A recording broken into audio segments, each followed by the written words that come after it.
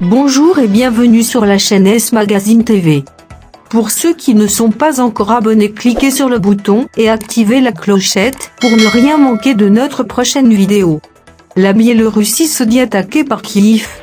Le président biélorusse Alexandre Loukachenko affirmait samedi que son armée avait abattu des missiles tirés depuis l'Ukraine sur la Biélorussie, en pleine spéculation sur une implication grandissante de Minsk dans le conflit entre Kiev et Moscou. On nous provoque. Je dois vous dire qu'il y a environ 3 jours, peut-être plus, on a essayé depuis l'Ukraine de frapper des cibles militaires en Biélorussie.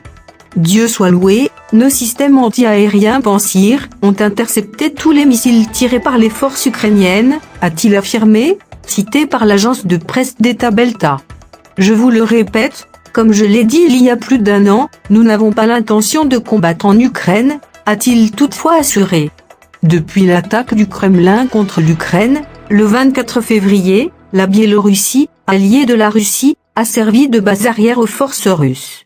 Les troupes russes s'étaient notamment élancées de la Biélorussie pour tenter de prendre la capitale Kiev, avant de renoncer fin mars face à la résistance ukrainienne et de se retirer. Le régime de M. Loukachenko, sous lourdes sanctions occidentales, est très dépendant militairement et économiquement de la Russie.